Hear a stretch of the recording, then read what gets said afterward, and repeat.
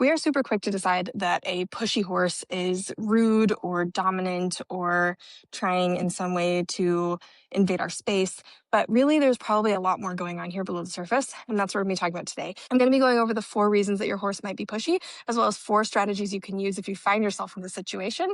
And some of them might surprise you. My name's Ruby. I'm a whole horse stewardship trainer, and I help horses and humans just like you to have a deeper bond and better relationship. I've been doing this for over 10 years. And through that time, I have learned a few things. And one of those things is that there's 4 main personality types in horses and humans. And those 4 personality types need very different things and have very different motivations and securities and insecurities. And what my job is as a trainer is to determine what exactly each horse needs and what each person needs, and then to create the solution that fits that pair. And so my hope with these videos is that I can start to lend you some of that information as well, so that maybe you can do a little bit of this work on your own. Something that, like, one of my biggest pet peeves in the horse industry is when people say that this is the only solution and it's the only way to fix it. A lot of times what we see as a great solution for one horse is actually extremely harmful to another horse. And so I just think the more we can have this nuanced conversation about all of the reasons that this might be happening, better. And I might skip some reasons too. I might miss some that maybe you've experienced or thought of. So let me know in the comments if you have some. If you're wondering which personality type your horse is or which type you are, you can take the quiz that's linked right below in the description. And that will give you a whole bunch of information right away about you and your horse and where you're aligned really nicely and where maybe you kind of have some tension in your relationship. And that will also help you to get more out of this video. So maybe consider checking that out.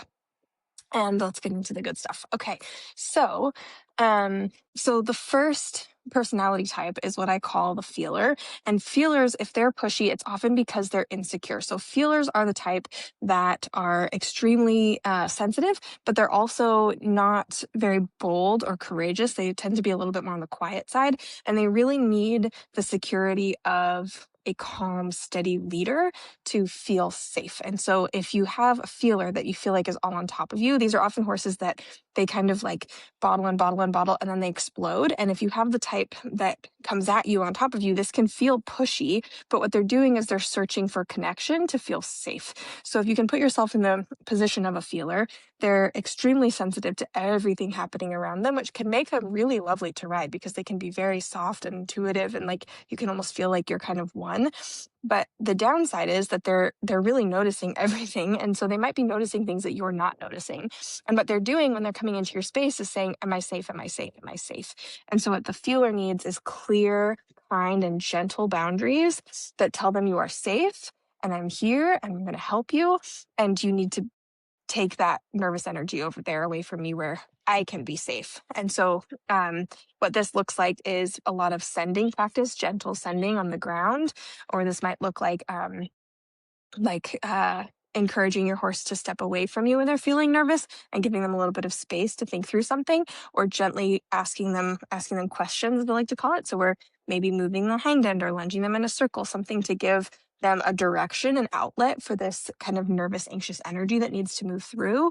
And at the same time, we're holding a firm boundary that you can be scared, but not here with me. And I'm being your calm leader over here that can be your safe place. If you want more information on how to actually do this, I will link some videos below, because the key is that you can't pretend. This is not a fake it so you make it situation. You have to actually be the calm, safe leader for a feeler. They will see right through you if you're pretending, but on the inside you're freaking out. So we need some actual tools to get you to that place so that you can be that person for your horse. Okay, type number 2 is the achiever. The achiever is very, very bold and also very brave, and they're very confident, and they're also super sensitive. And so this can make them a bit like a bulldozer in a lot of ways, because they have an idea, they have an opinion, and they want it to be done now, and they want it to be done their way, and they have a really hard time kind of giving over that power. So these are the horses that often get labeled as dominant because they have a strong opinion. And so the big key with an achiever type is to make them think that your idea was their idea. So the classic example is you make the wrong thing hard. So like the horse that wants to run forward really fast, you're like, oh, well, you can go forward, but we're going to go on a tiny little circle until you get bored of tiny little circles. And then when you start to decide that actually tiny circles are easier when you go slow, now I'm going to let you go trot down the long side again. And you're going to decide that going trotting down the long side at a normal pace is actually a good idea, because otherwise you're going to have to trot tiny circles. So you're making them think it was their idea, even though it was your idea all along. This can feel a little bit manipulative to us, but the thing I always remind myself is horses don't have a super developed prefrontal cortex. They do have one, so it's a myth that they don't, but it's not as developed as ours. And so they don't even have the ability to manipulate or lie or fabricate things or tell stories that aren't true. They're just living in the present moment. And so to us, what might feel a little bit manipulative, if it was another person, is actually just clear communication for a horse. It's just much more pure than anything that us humans would kind of construct in our minds. Okay, so then reason number three that your horse might be pushy is because your horse is a cruiser. So cruisers are the type that are like, they get really typecast as like the dull, lazy, stick in the mud, stubborn. But really, they're just not super ambitious. They're not super bold, and they're also not super sensitive. These can be really awesome kids' horses or husband horses. They're very safe. They are great trail horses.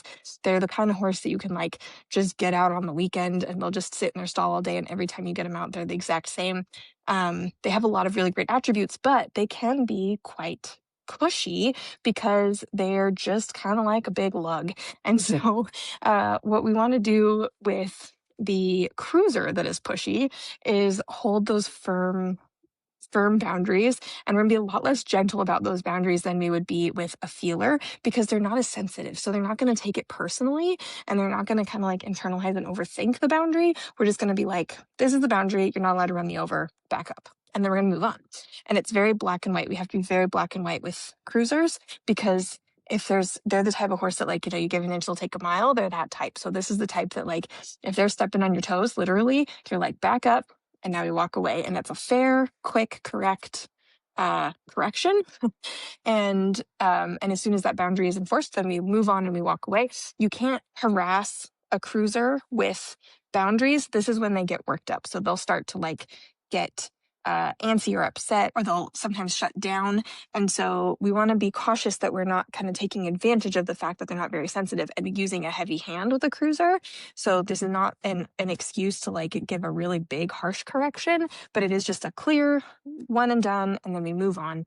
And that's going to get you the best results. The other thing is that a cruiser is really, really prone to becoming kind of dull and like deaf to your aids, because a lot of times with a cruiser, we'll start with a little an aid that would be effective for any other type of horse, right?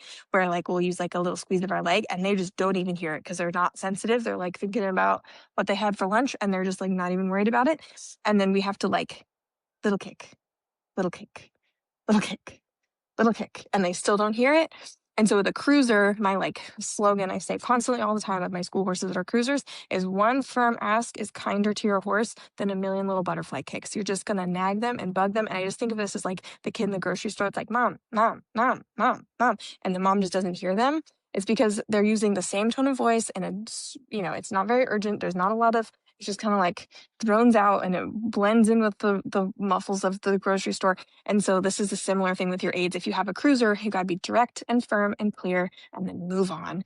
And that's what's going to create that like softness and lightness, and they're going to stop invading your space. So a lot of times too, for a cruiser, they're just looking for the information. They're like, I can't hear you because I'm not sensitive and I don't understand what you want. And so they're like, hello, what are we doing?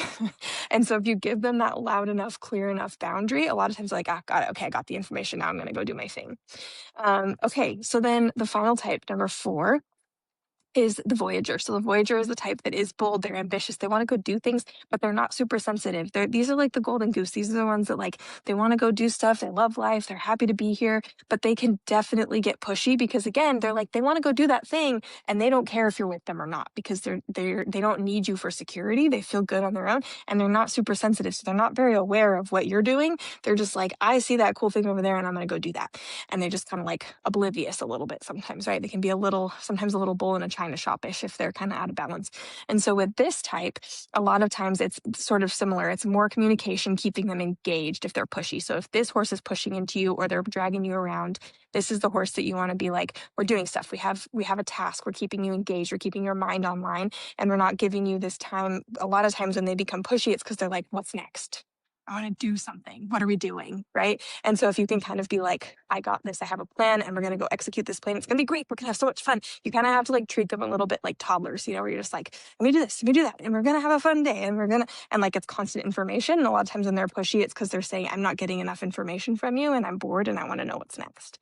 So all of that together, if we take all 4 types, the through line is that in all circumstances, it's a lack of information. Almost always when a horse is pushy, it's not because they're trying to dominate you or push you around or be in your space or bulldoze you. It's because they need more information from you and you're checked out or you're distracted or you're doing something else or you're not giving them enough. You're being too passive. And so the pushy horse is your cue to become present and to check in with your horse and see what does my horse need right now. When my horse is being pushy, they're asking me for something. Doesn't mean we allow them to be pushy, but it means we have some empathy and we take a moment and we consider what is it that my horse is not getting from me right now that they need to feel safe or secure or engaged or comfortable or happy, and how can I give that to them? So go try that, see how it goes. Take the quiz if you're interested to find out your horse's personality type. And if you want to know more about pushy horses, I have this other video that you should definitely go check out. All right, until next time, make sure to hug your horse for me.